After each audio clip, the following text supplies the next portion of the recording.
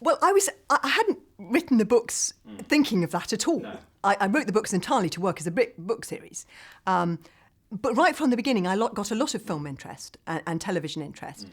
And I said no to a lot of stuff. I'm very glad I said no, because I felt that, the television, particularly at the time, it just didn't have the budget to be able to make the wonder. I thought it was very important for the books have an environmental message, and it's about, the wonder of the natural world. And the dragons have to be, wow, they have to be spectacular.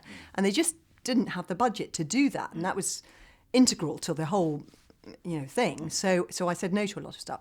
But when DreamWorks came along, they clearly, they just, the artists that they have working there, they have attracted, people like Pierre-Olivier Vincent, who does the, all the landscapes, and Nico Marley designed all the characters, and, they attract directors like Dean, who are, and these people are, just people who you feel, could do it, or I felt could do it. So even though it was a very autobiographical thing for me, and it is difficult, as an author, giving up your baby that you care about, I felt that they would be able to do it, and it was worth the risk, I suppose, is what I felt right from the beginning. Yeah.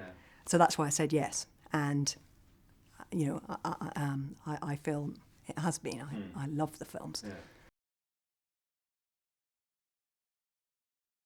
I suppose, and there are moments when, I remember there are moments when you think, oh my goodness, is this, I remember when Bonnie came over and Chris and Dean had just come on board, they were the new directors, and, they produced the new design for Toothless, and I always speak my mind, I always say, what I think, and I was anxious, but I just had to say to myself, I admire these directors. I admire these directors. I loved Lilo and Stitch, which I thought was a very interesting and original movie for Disney to make at that time. Yeah.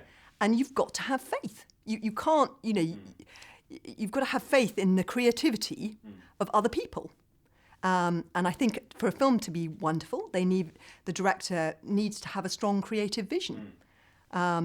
So I felt it was important for me to respect that.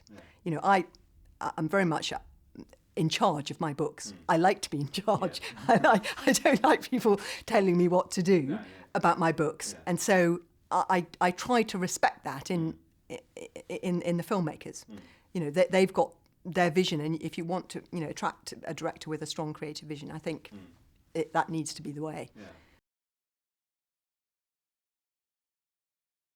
I don't know what I expected Hollywood to be, but they've been remarkably inclusive right from the beginning, in that they've been very much, sharing what they're doing, and very open and, open to you, suggesting things and saying things.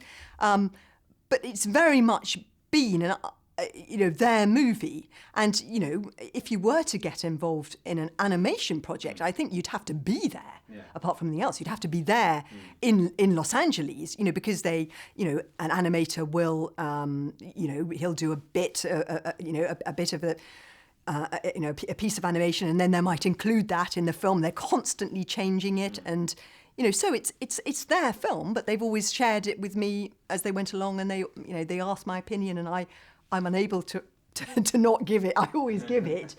But I always give an honest opinion. But it's their film, and that's how we've both seen it right from the beginning. So it's been a very, for me, it's been very successful.